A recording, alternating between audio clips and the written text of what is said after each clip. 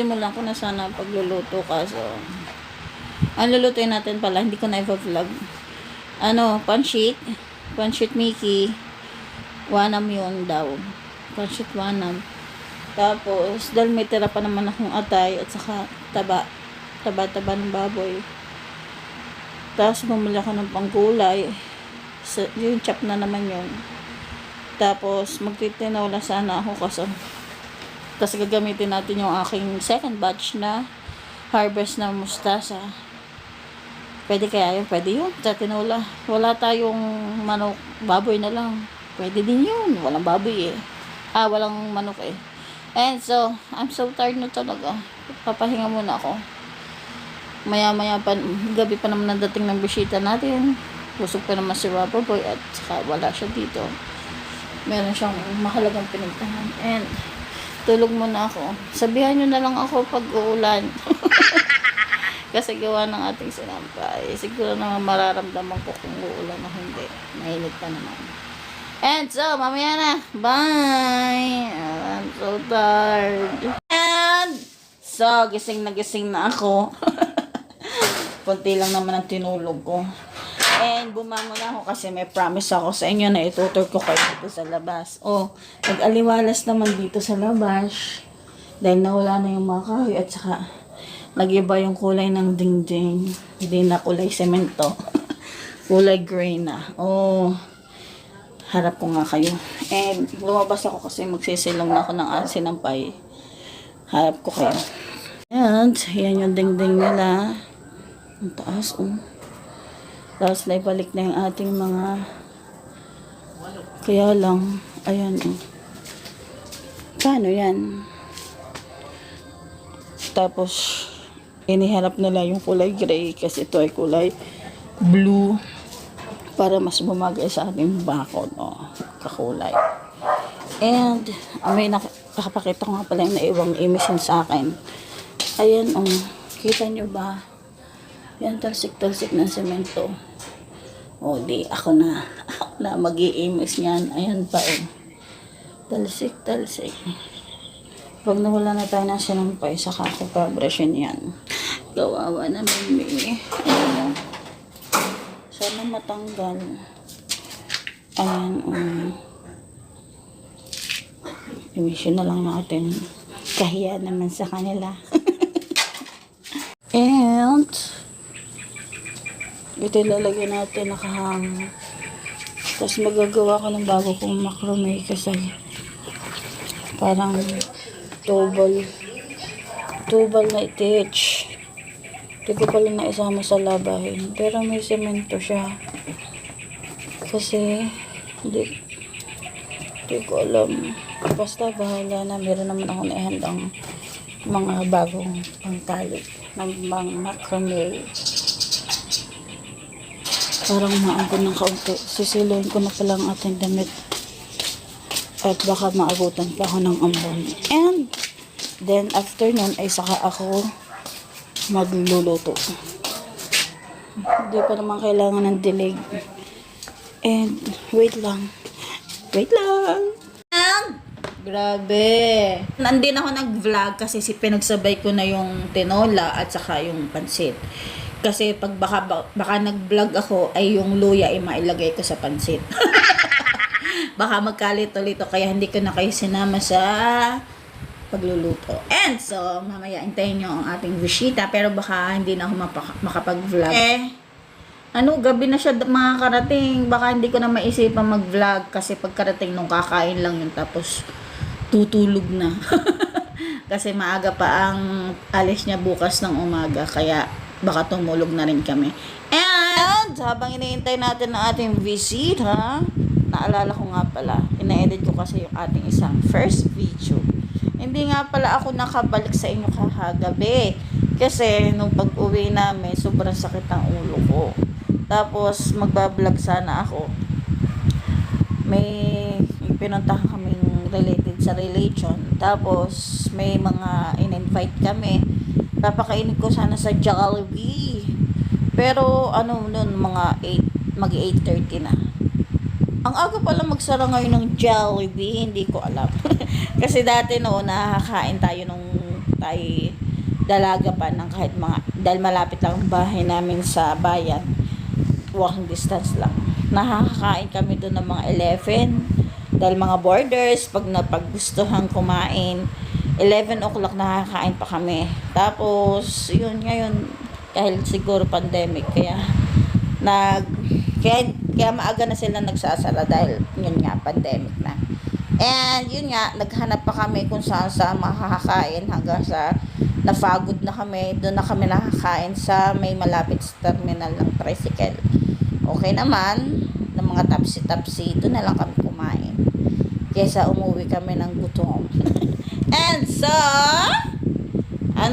baka next vlog na lang yung, o kaya bukas, update ko kayo sa ating, dahil may ilalagay nga gagawa tayong macrame bukas. Tapos, ihahang natin yung spider plant natin doon sa may gilid ni Milo. At sana naman, huwag namang abutin ni Milo yun. Kasi, pinalta ko na nga, dahil nga yung ating turtle vine ay kinukutab ni Milo. And siguro yung spider plant, hindi naman yan maaabot yun. And so, yun nga. Bukas na lang ulit. Bye! The next day. And so, yun nga. Hindi na ako nakabalik sa inyo kahapon, kagabi. So, ito na nga ang ating second part. Hindi ko alam kung saan naabot ang ating vlog na to. And, hapon na, 2:00 ng hapon. Kasi kanina umaga, bishi-bishi ng inyong lola. Kasi nag-makeover tayo kasi nasyawa-syawa na ako ng arrangement ditong bahay na to. Bahay natin. Kaso, yun nga, nasyawa na ako, so binaltang ko. Dapat kurte na lang papaltang ko. So ginawa ko ng medyo slight sa ating sala. And ito, pakikita ko sa inyo ang ating bagong arrangement. At ito na ang ating bagong spot. And papakita ko ng ating bagong arrangement. And watch this.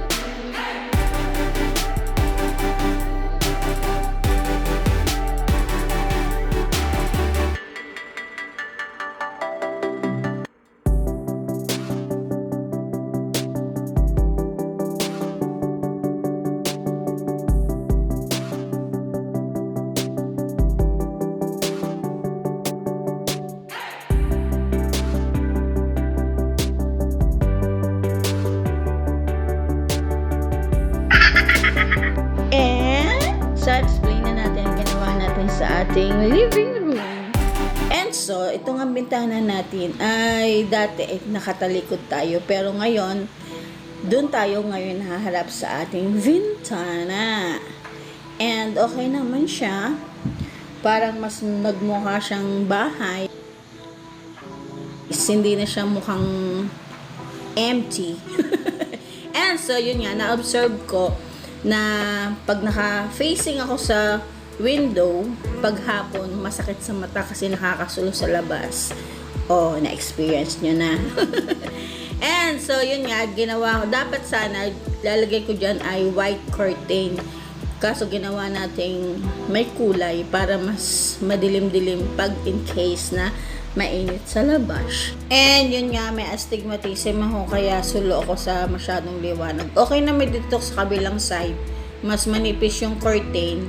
Dito tayo kukuha ng liwanag in case na ibaba natin itong curtain pag hapon na kasagsagan ng init at nakakasulo po talaga ang sakit ng ulo ko pag tinatamaan sa aking mata.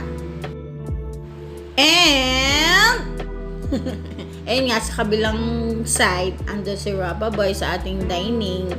Kasi, parang hindi naman nag-aaral. May exam May exam next week. Yung totoo, Rapa Boy. And, dito sa kwarto natin, pinartner ko na may green ang kortina. Kasi medyo mainit din dyan sa hapon. And pag binaba, yun. Ganito ang itsura niya pag binaba. May ilaw pa rin ha.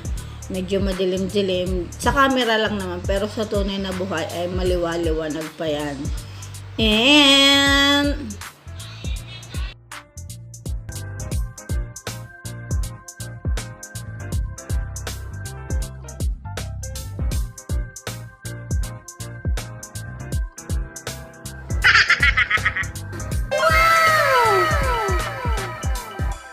chillax! And so, yun nga, pagod na pagod ang inyong lola. Naghihintay pa akong maluto yung ating ulam. Ngayon lang kami magla-lunch kasi late breakfast din naman si Rapa Boy kanina. Si Rapa Boy talaga ang inintindi. Siyempre, yun nga. Oh, may tagihawat ako. So, hinihintay kong fried chicken. Nag-fried chicken lang ako. Tapos, nagwa-watch-watch ng ating favorite na teleserye, TV series, ang Ghost Doctor. Ayan o. Ayun. Yes. So, ito na ang ating magiging spot habang nag-vlog. Minsan. And, ayun nga. Kinanek ko yung ating laptop sa ating kasi hina ng laptop namin. And abangan nyo, may in-order ako sa Lazada. Inihintay ko lang makarating. Siguro sa week na to or next week. And, so, yun nga. Kinanik ko siya sa TV para medyo lumakas-lakas naman. At saka para habang naglilinis ako, nanonood ako ng TV series na to. Para sa ang hirap kasi lumingon sa maliit na monitor na laptop. Minsan, nalilito pa ako kung saan nakapatong. So, nilagay ko nalagay siya sa TV para isang tinginan lang. And, so, that's all for today's video. Bye! Papahinga muna ako.